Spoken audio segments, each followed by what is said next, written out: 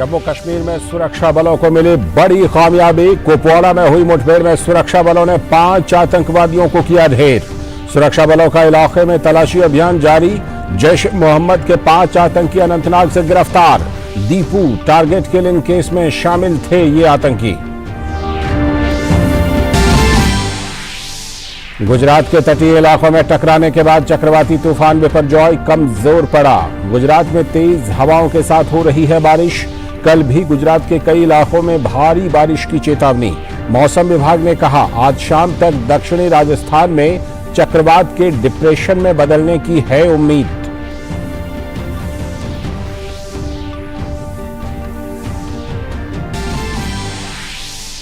गुजरात के मुख्यमंत्री भूपेंद्र पटेल ने की अधिकारियों के साथ चक्रवात बिपरजॉय के प्रभाव की समीक्षा। NDRF, army, navy, air force, Indian coast guard और बीएसएफ की टीमें राहत कार्यों में जुटी।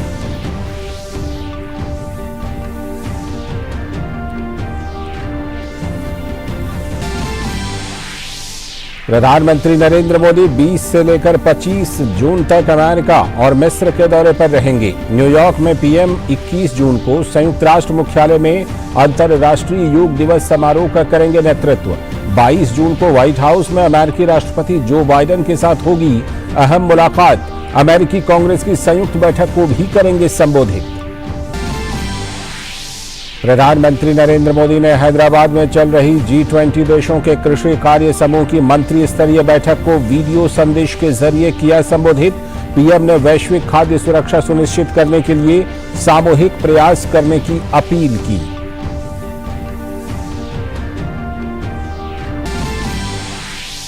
पश्चिम बंगाल में पंचायत चुनाव के पहले हो रही हिंसा पर राज्यपाल सीवी आनंद बोस हुए सक्रिय। दक्षिण 24 परगना में हिंसा प्रभावित भांगर का किया दौरा।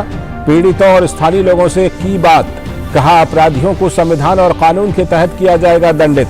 गुरुवार को भांगर में आपसी संघर्ष में टीएमसी और एआईएसएफ के एक राजनीतिक कार्यकर्ताओं की हुई थी हत्या। भांगर से आज भी जिंदा बम बरामद। वीरभूम में टीएमसी कार्यालय के पीछे एक मकान से 20 बम बरामद।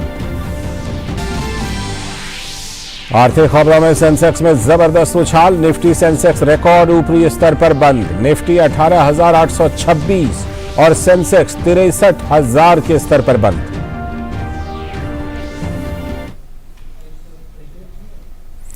नमस्कार, डीडी न्यूज पर आप देख रहे हैं समाचारों का बुलेटिन। मैं हूं लाल चंद्र सिंह। देखते हैं खबरों को विस्तार से। जम्मू कश्मीर पुलिस को प्रवासी मजदूर दीपू टारगेट किलिंग केस में 19 दिन के बाद आज बड़ी सफलता हाथ लगी है। पुलिस ने दक्षिण कश्मीर में उधमपुर के रहने वाले दीपक कुमार उर्फ दीपू की हत्या में शामिल जैश ए मोहम्मद के 5 आतंकियों को गिरफ्तार किया है।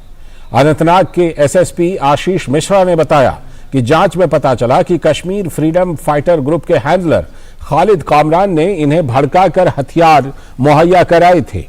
आतंकियों के पास से एक AK-47 मैगजीन, AK-47 के 40 राउंड, 2 पिस्टल मैगजीन, 7 पिस्टल के राउंड, 7 कारतूस और 2 हैंड ग्रेनेड बरामद किए गए हैं और आतंकियों को जेल भेजा जा रहा है।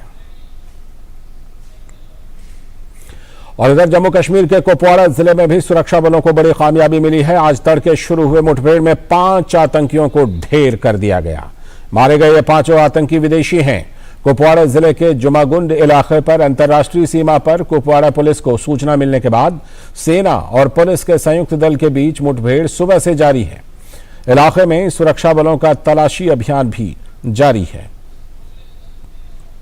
At around midnight in the intervening night of 15 and 16 June 2023, movement of terrorists was picked up by the alert troops braving challenging terrain and weather conditions along the line of control fence. The infiltrating terrorists were engaged with precise and accurate fire, and in the ensuing firefight, 5 unidentified terrorists were neutralized with no collateral damage. The terrorists were heavily armed and appeared to be very well trained.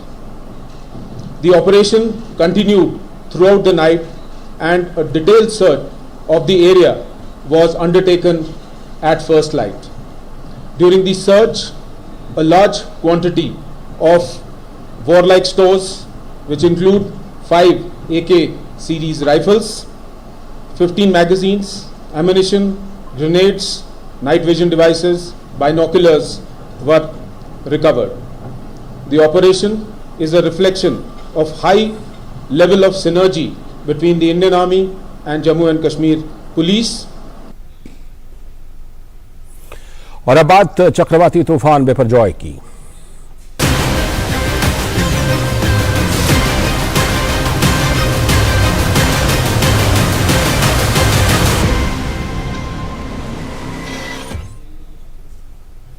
Gujarat के तटीय इलाकों से टकराने के बाद चक्रवाती तूफान बिपरजॉय कमजोर पड़ गया है। गुजरात में तेज हवाओं के साथ बारिश हो रही है। मौसम विभाग ने कहा है कि चक्रवात बिपरजॉय के कमजोर पड़ने के बाद आज शाम तक दक्षिणी राजस्थान में चक्रवात के डिप्रेशन में बदलने की उम्मीद है। गुजरात में कल बिपरजॉय के लैंडफॉल की प्रक्रिया के दौरान 23 लोगों के जख्मी हो जाने की खबर है। साथ ही तेज हवाओं की वजह से सौराष्ट्र और कच्छ के कई इलाकों में पेड़ और खंभे गिरने की घटनाएं भी सामने आई हैं। बिपरजॉय का असर जामनगर में कालावाड़ धोराजी राजमार्ग पर साफ देखने को मिल रहा है। तेज हवाओं के कारण राजमार्ग पर कई जगहों पर पेड़ उखड़कर गिरे हुए दिखाई दे रहे हैं। गुजरात के मांडवी शहर में तेज हवाओं के साथ साथ बारिश भी हो रही है।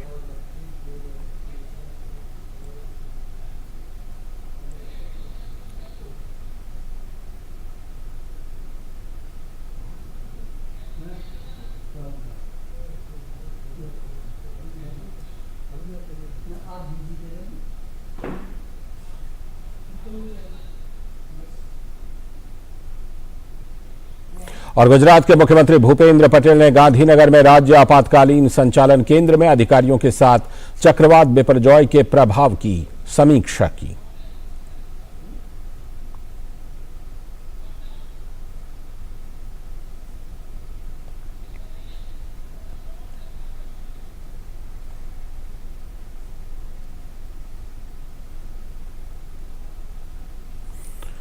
और वहीं गुजरात के राहत आयुक्त आलोक पांडे ने कहा कि अभी हमें सतर्क रहना होगा। अभी तक करीब 24-25 लोग घायल हुए हैं और एक भी व्यक्ति की मृत्यु नहीं हुई है। करीब 60 कच्चे मकान टूटे हैं। अभी कच्छ, बनासकांठा और पाटन जिले में अलर्ट जारी किया गया है। विंड स्पीड काफ़ी है। द्वारका में भी विंड स्पीड 60+ है, इसलिए अभी सर्वे के लिए टीम्स बाहर नहीं निकल पा रही हैं कायदे से गांव-गांव में। बट जो प्राइमरी एक डाटा आता है, कच्चा जिसको डाटा कह सकते हैं, उसके हिसाब से अभी करीब 24-25 लोग इंजर्ड हुए हैं। ह्यूमन डेथ एक भी रिपोर्ट नहीं की गई है। जो कच्चे झोपड़े होते हैं वो करीब 60 के आसपास टूट गए हैं।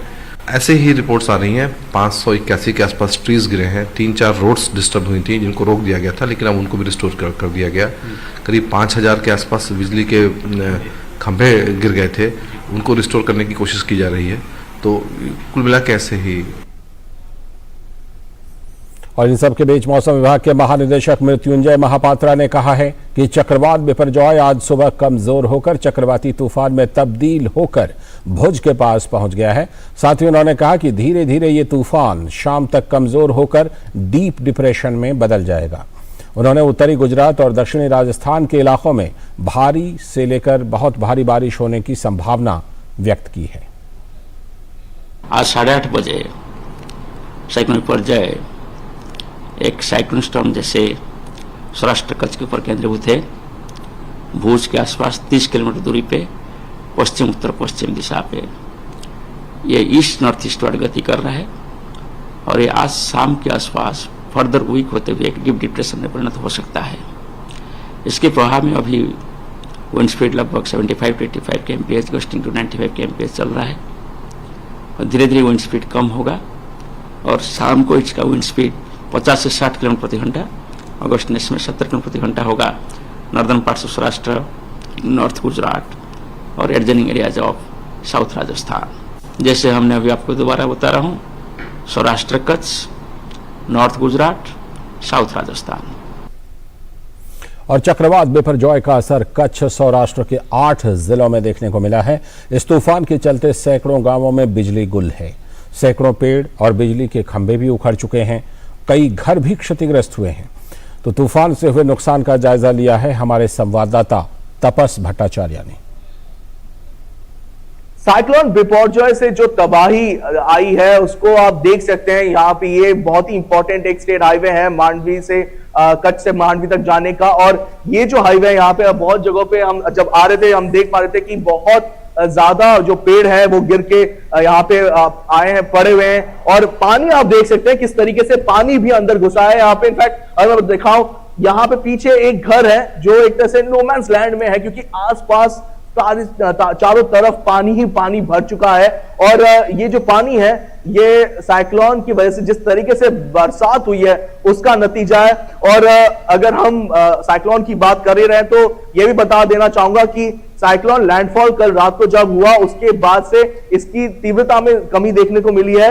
ये इस वक्त जो है साइक्लोनिक सर्कुलेशन में तब्दील हो गया है और इसके बाद ये रात तक ये डीप डिप्रेशन में तब्दील होगा, लेकिन बारिश और हवा जो है वो बीच बीच में रुक रुक के चलती रहेगी। खासतौर से कच्छ के आगे जो जगह है उन जगहों पे ज्यादा इंपैक्ट रहेगा और इसके बाद ये साउथ वेस्ट राजस्थान तक जाने की उम्मीद है इस पूरे साइक्लोन को, लेकिन उसकी तीव्रता में कमी देखने को मिलेगी।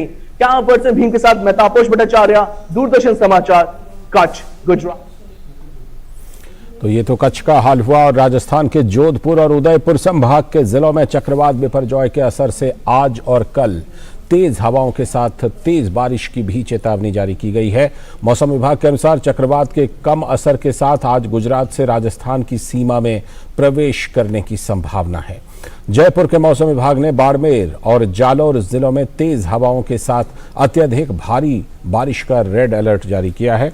मौसम विभाग की चेतावनी को देखते हुए आपदा प्रबंधन विभाग ने सभी संबंधित जिलों को अलर्ट कर दिया है। कई जिलों में कर्मचारियों की छुट्टियां रद्द कर दी गई हैं और उन्हें मुख्यालय पर ही रहने के निर्देश दिए गए हैं। 7 जिलों में एसडीआरएफ जबकि अजमेर में एनडीआरएफ की टीमें तैनात की गई हैं। सभी जिलों में कंट्रोल रूम स्थापित किए गए हैं। आपदा प्रबंधन विभाग सेना और वायुसेना के साथ भी लगातार संपर्क में है। नागरिकों को घर पर ही रहने की सलाह दी गई है।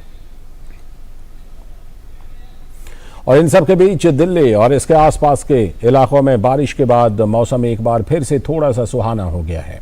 दिल्ली, नोएडा समेत आसपास के कई इलाकों में तेज हवाओं के साथ झमाझम बारिश ने मौसम में नरमी ला दी है। इससे दिल्ली वासियों को गर्मी और उमस से राहत मिली है। मौसम विभाग के मुताबिक अगले 3 दिन यानी 19 जून तक दिल्ली में हल्की बारिश की संभावना बनी हुई है और आसमान में बादल छाए हुए हैं।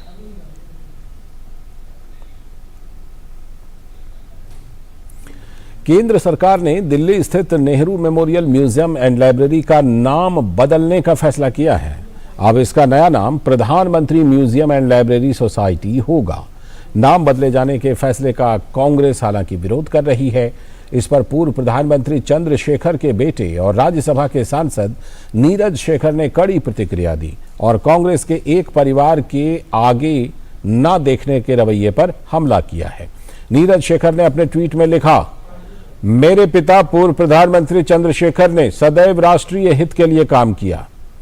उन्होंने कांग्रेस के लिए भी काम किया, लेकिन कांग्रेस ने कभी एक परिवार से आगे नहीं देखा। अब जब प्रधानमंत्री नरेंद्र मोदी ने सभी दलों के प्रधानमंत्रियों को सम्मानित किया तो कांग्रेस उत्तेजित हो रही है, जो खतरनाक रवैया है। और वहीं अपने दूसरे ट्वीट में नीरज शेखर ने पीएम म्यूजियम बनाए जाने के नरेंद्र मोदी के फैसले का भी समर्थन किया और उन्होंने लिखा कि पीएम म्यूजियम में पार्टी लाइन से हटकर हर पीएम को गरिमा और सम्मान मिला है। उनके योगदान को रेखांकित किया गया है।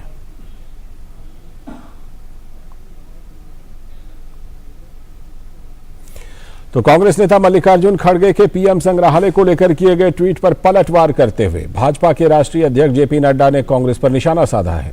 अपने एक ट्वीट में जेपी नड्डा ने लिखा, राजनीतिक अपच का एक उत्कृष्ट उदाहरण एक साधारण तथ्य को स्वीकार करने में असमर्थता कि एक वंश से परे ऐसे नेता भी हैं जिन्होंने हमारे देश की सेवा और निर्माण किया है।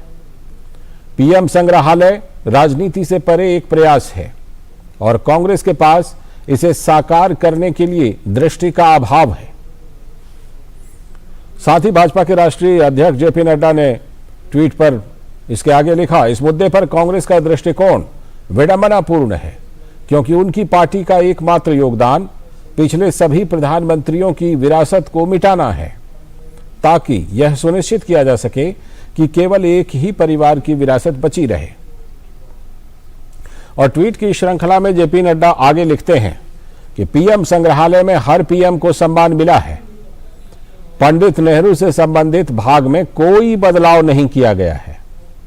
इसके विपरीत इसकी प्रतिष्ठा बढ़ाई ही गई है।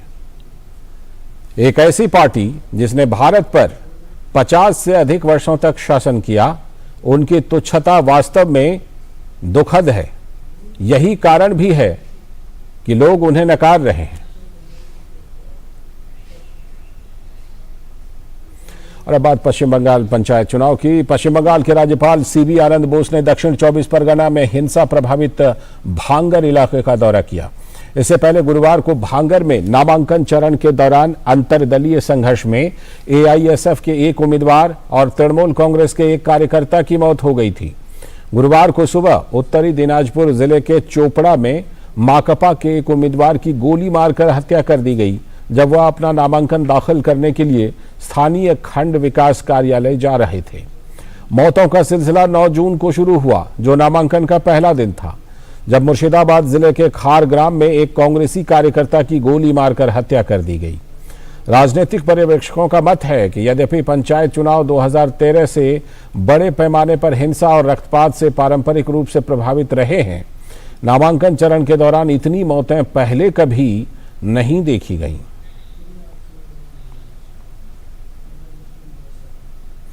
और पश्चिम बंगाल के राज्यपाल सीबी आनंद बोस ने कहा कि उन्होंने पीड़ितों और स्थानीय लोगों से बात की। उन्होंने कहा कि जो मैंने देखा, सुना और अनुभव किया, उसके वस्तुपरक विश्लेषण के आधार पर आगे की कार्रवाई करूंगा। राज्यपाल ने कहा कि इन चुनावों में हिंसा ही पहली पीड़ित होगी। चुनावी हिंसा एक धीमी मौत मरेगी। उन्होंने कहा कि अपराधियों को संविधान और कानून के तहत दंडित किया जाएगा। I can assure the people of Bengal, violence will be the first victim in this election. Violence should die a silent death. Violence will be encountered by silence, in the sense those perpetrators of violence will be silenced in a permanent way under the constitution, under the law of the land. The peace-loving people of Bengal have a right to exercise their franchise, unmindful or unfearful of anybody else. This election should be resolved by the silent majority of the state and the lovers of democracy, to ensure that peaceful elections will become a rule rather than an exception in Bengal. This calls for concerted efforts by all concerned. As governor, I would take the initiative to see that all stakeholders are brought together and a joint effort is made to quell this situation of violence which mars the peace and quiet of this peaceful state. और इस बीच पश्चिम बंगाल के बीरभूम में TMC party कार्यालय के पीछे एक घर से 20 बम बरामद हुए हैं। मौके पर सीआईडी बम स्क्वाड ने बम को निष्क्रिय किया। पुलिस मामले की जांच में जुटी हुई है। वहीं आज 24 परगना के भांगर में भी पुलिस को एक जिंदा बम बरामद हुआ है। और इधर भाजपा ने पश्चिम बंगाल में पंचायत चुनाव में जारी हिंसा पर राज्य की ममता बनर्जी सरकार को आड़े हाथों लिया है। पार्टी के राष्ट्रीय प्रवक्ता सुधांशु त्रिवेदी ने कहा कि बंगाल की भूमि में जहां पहले रविंद्र संगीत सुना जाता था, वहां आज बम के धमाके और हिंसा का तांडव हो रहा है। उन्होंने कहा कि राज्य सरकार भाजपा कार्यकर्ताओं को निशाना बना रही है। बंगाल की वह भूमि जहां कभी रविंद्र संगीत सुनाई पड़ता था, आज बम के धमाके सुनाई पड़ते हैं। भद्रलोक के विमर्श के लिए विख्यात वह भूमि आज हिंसा का तांडव देख रही है। और उससे अधिक दुखद है वहां के सरकार की असंवेदनशीलता। भारतीय जनता पार्टी के कार्यकर्ताओं पर जिस प्रकार के हिंसक और प्राणघातक हमले हो रहे हैं, 25 से 30 ऐसी घटनाओं की तो हम लोगों के पास सूची है, जिसमें गंभीर रूप से हमारे कार्यकर्ता घायल हुए हैं। और उनके ऊपर प्राणघातक हमले हुए। अगली खबर, एनसीआरबी डेटा के विश्लेषण में खुलासा हुआ है कि भारत में दंगों और इससे जुड़े हिंसा में लगातार कमी आ रही है। प्रधानमंत्री नरेंद्र मोदी की आर्थिक सलाहकार समिति की सदस्य प्रोफेसर शांभिका रवि ने जानकारी दी है कि एनसीआरबी डेटा का उपयोग कर ताजा विश्लेषण में देखा जा सकता है कि देश बीते 50 वर्षों में वर्तमान में सबसे शांतिपूर्ण है। यही नहीं, एनसीआरबी के आंकड़े बताते हैं कि वर्ष 1998 के बाद से भारत में दंगे और तनाव की घटनाएं बेहद तेजी से कम हुई हैं। एनसीआरबी के आंकड़ों के मुताबिक सबसे ज्यादा दंगे वर्ष 1981 में हुए थे। Chamber India global south centre कार्यक्रम में केंद्रीय सूचना और प्रसारण मंत्री अनुराग सिंह ठाकुर, पंचायती राज राज्य मंत्री कपिल पाटिल, बीजेपी नेता ओपी धनखड़, G20 शेरपा अमिताभ कांत और chamber India global south centre के अध्यक्ष अभिनव बाल्यान शामिल हुए। इस कार्यक्रम के दौरान समेकित विकास के मुद्दे पर वक्ताओं ने अपने विचार रखे। केंद्रीय सूचना और प्रसारण मंत्री अनुराग सिंह ठाकुर ने कहा कि आज एक दूसरे के साथ मिलकर काम करने की आवश्यकता है। भारत एक विविधतापूर्ण देश है जो आज तकनीकी कौशल के जरिए आगे बढ़ रहा है। केंद्रीय मंत्री ने कहा कि आज आर्टिफिशियल इंटेलिजेंस को लोगों के विकास के लिए उपयोग करने के लक्ष्य के साथ भारत आगे बढ़ रहा है। उन्होंने कहा कि आज सामाजिक विकास और आर्थिक सहयोग के जरिए आगे बढ़ने का समय है। Prime Minister Modi once remarked that India has billion solution to millions problem. Earlier in this year, India has assumed the presidency of the 8-member Shanghai Cooperation Organization for 2023. Over the years, SCO has emerged as one of the largest trans-regional international organizations. India took over as the Council Chair of Global Partnership of Artificial Intelligence, GPAI, an international initiative to support responsible and human-centric development and use of artificial intelligence for the betterment of humankind. In a historic moment, India formally assumed the G20 presidency and has been successfully hosting dialogues and deliberations across the length and breadth of the country. While outlining India's vision for the G20 presidency, Honorable Prime Minister in his article had categorically mentioned that India looks forward to presidency of healing, harmony and hope. It is imperative to note that these several presidencies are a proof of India's growth, influence in the world.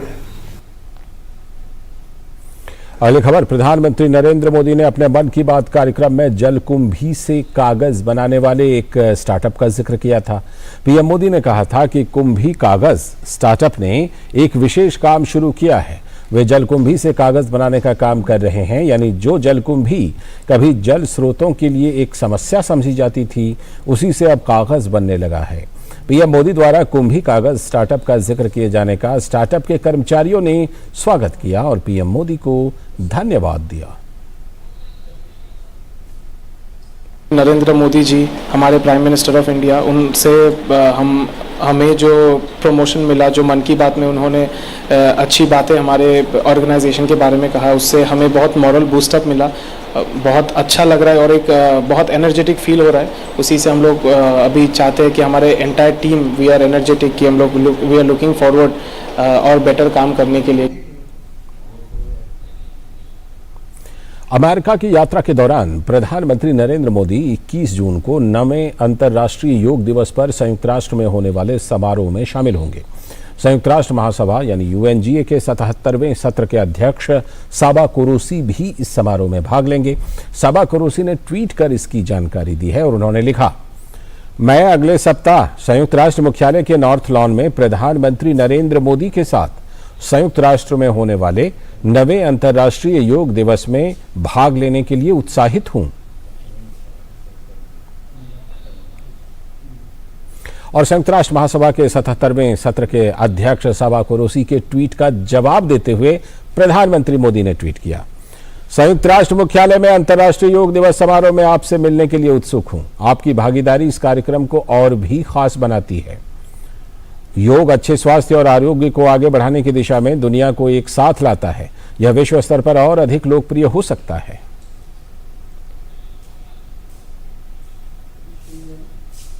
और अब खबर खेल के मैदान से। Indonesia open badminton प्रतियोगिता के quarter final में आज भारतीय शटलर किदाम्बी श्रीकांत को हार का सामना करना पड़ा। उन्हें चीन की ली शी फेंग ने 21-14, 14-21 और 21-12 से शिकस्त दे दी।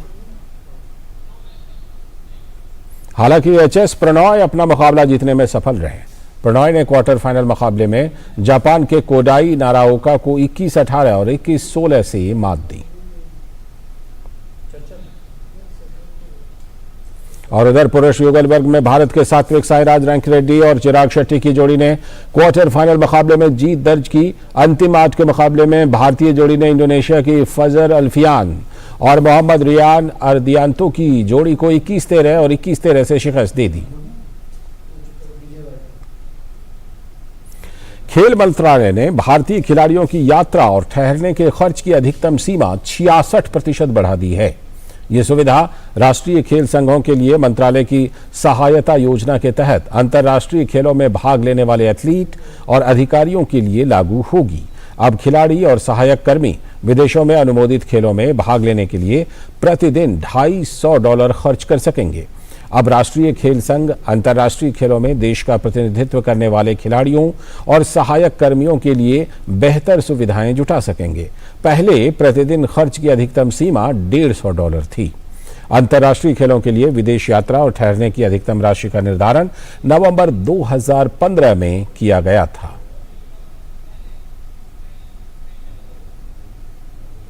इस बुलेटिन में इतना ही, लेकिन डीडी न्यूज पर खबरों और कार्यक्रमों का सिलसिला लगातार जारी है। हमें दीजिए अनुमति। नमस्कार।